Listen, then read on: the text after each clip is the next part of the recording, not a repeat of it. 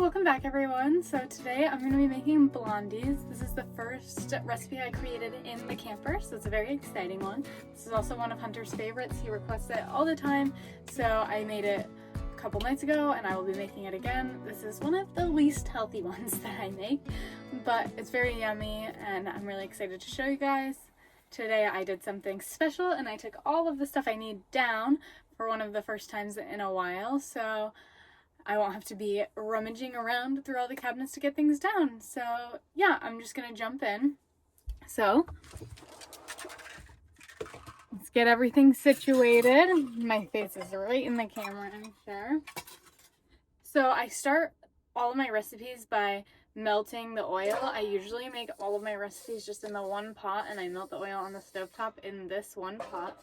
So I'm just gonna move this over here for now. This pot is kind of falling apart. It's very old. It's from a camping set from Walmart, but she does the trick. So that's all that matters.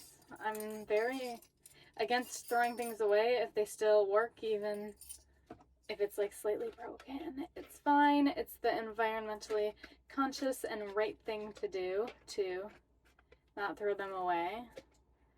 I've become very conscious of like all of my purchases and how sustainable they are and like what I'm getting. And it's very funny because actually yesterday or 2 days ago, I mentioned to my mom, because I knit and I've been learning a lot more stuff with knitting and doing a lot of it since I've been unemployed for the last month-ish. And I told my mom that if she ever went to Goodwill, she could get yarn from or get old sweaters and I could pull them apart to use the yarn from them. And then she called me today and was like, I'm at the thrift store and I found these sweaters if you want them. So that was funny, and that's actually one of the most sustainable ways to purchase yarn, so that's good. And a lot of I've learned a lot of sustainability with purchasing yarn. So yeah, if you're curious about yarn, let me know, because I'm learning a lot. And also, if you know a lot about yarn, let me know, because I would love to learn more. Yeah, so I start the blondies with coconut oil. They're good with butter or coconut oil. Coconut oil is just a little better and cheaper, so I end up using that a lot. So it takes 5 tablespoons of whatever your preferred oil is. I don't know how it would do with vegetable oil, but you could try it and let me know how it goes. I don't really use vegetable oil to bake a lot. The coconut oil kind of gives everything a sweet, nutty flavor, so I just have kind of always used that, and I really like it. So I don't see that changing anytime soon. Yeah, so measure out all of that coconut oil, 5 tablespoons. And I just am gonna light the burner here and melt it all down. And then the next thing that goes in is a whole cup of brown sugar. I have Kroger brand light brown sugar. I always buy the light brown. I don't know. That's just always what I've bought. I'm sure dark brown would be good too. And yeah, while the oil's melting down, I'll just start measuring out this cup. As you can see, this pot thing's kind of smoked a lot. This doesn't happen in the pan, so I don't know why it happens in the pot, but it does. And that's that.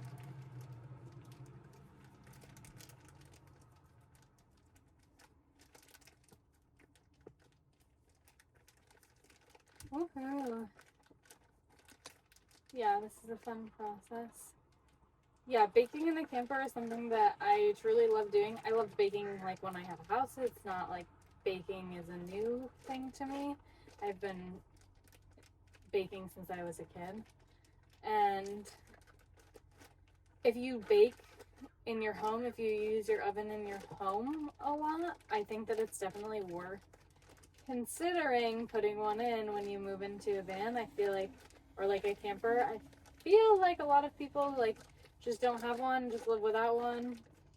And well, yes, like you obviously can live without one, and that's totally fine. And if you don't use it in your home very often, then there's no point in having one in like your camper or van. But if you are using your oven in your home all the time, then I feel like it's definitely worth putting one in your camper van. Hunter and I use the oven probably 3 times a week. So it's kind of like I didn't have one for the first 6 months that I lived in a camper, and it definitely improves the quality of life in a camper and also my budget, because I'm not buying as many snacks and I'm not like buying dinner out as much, because I can just like make roasts in the oven that are easy, and I can make my sweet treats myself and all of that good stuff.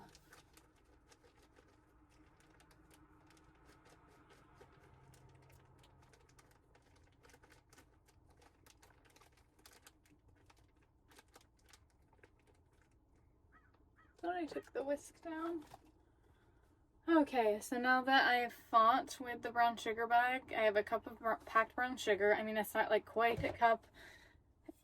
It's whatever you want to do. I'm not going to judge you if you add a full 3 cups of sugars here, blondies.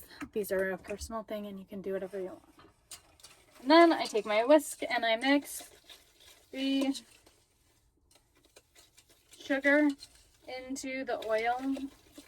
This does not look like it would if you had a mixer. If you have a mixer, I just never use it because I'm lazy. It's hot. And it looks something like this. And then I have this recipe calls for 1 egg. Woohoo! Cracked my egg. We buy our eggs from Costco. It's the cheapest place. If you bake a lot, it's only worth it. We don't actually eat eggs anymore either.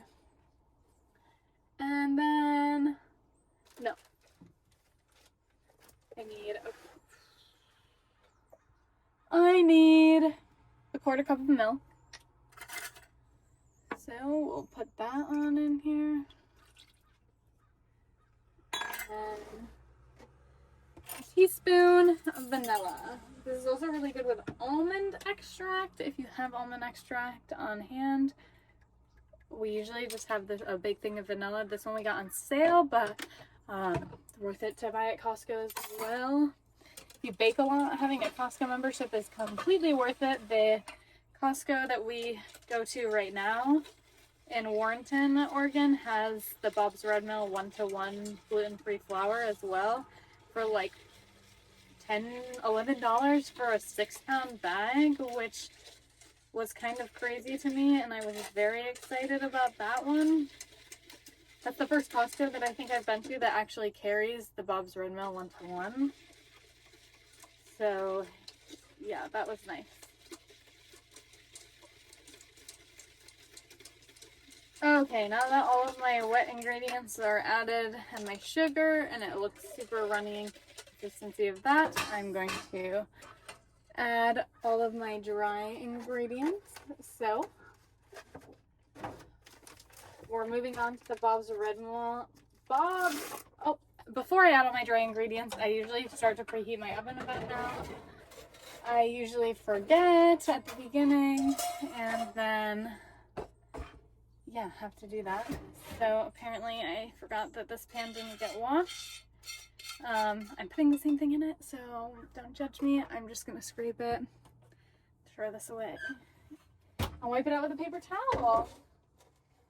Sometimes this is the beauty of camper life, that I really don't have the energy to wash this because it's gonna be a whole process and there's stuff everywhere. So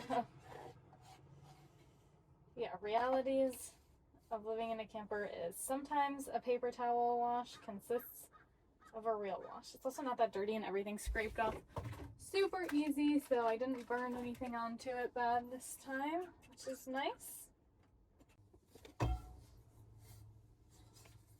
Look at that, basically good as new. Okay, preheat the oven. That's what I was doing before I noticed that. Super thirsty. We have this fun thing where the oven knob doesn't push in anymore, like something broke in it. So I have to light the pilot light with like just turning the oven knob with my fingers. That lit super fast. I want the oven to be about 350. Camper oven.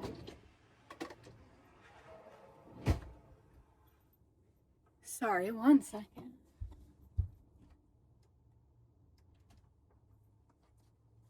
Somebody had a toy car that was making a lot of noise. So yeah, I want the oven to be at about 350. The camper oven's not super exact, but I do have a thermometer inside of it. I have like a nice little oven thermometer to help me keep the temperature gauge a little bit better. It's kind of annoying, this car, but it's fine. Okay, so now I need a cup of flour. Oh!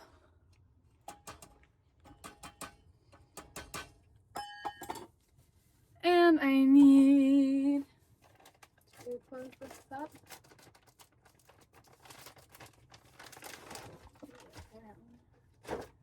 I need an 1/8 teaspoon of baking soda. I need to get my recipe back out here.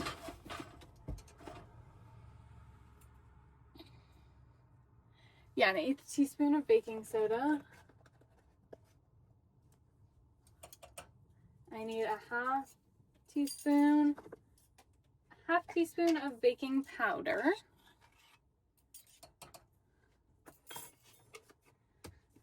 And then I need a half teaspoon of salt, which I'm gonna have to get off camera. Okay, got the salt out.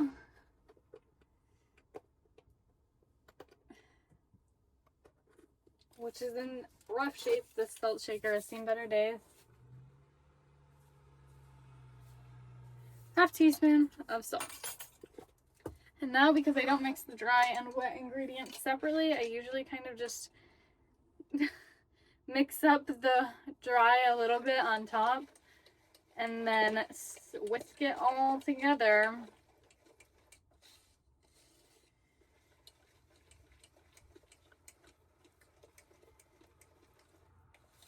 This is definitely like a runnier consistency than most of the brownies I make, but still like not, I don't know, it's pretty runny, but it's always just kind of worked out for me, and they come out really moist, which is nice. Yeah, so then it's all mixed up. I knock off the whisk. Got flour on my nose, so it's itchy. Set that aside. And then I need to put some oil in the pan. I usually, to oil the pan, just take some olive oil, put a little bit in the bottom, and then take a paper towel and rub it around.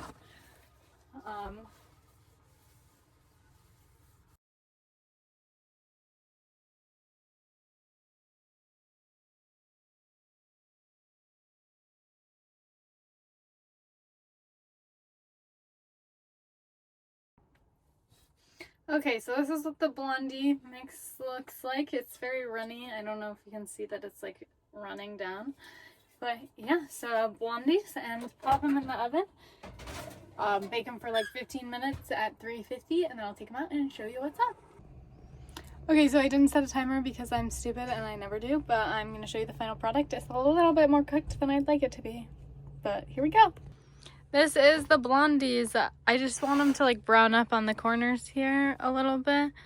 They browned up more than usual and more than I usually like them to. As you can see, they're pretty brown, but yeah, this is what they look like.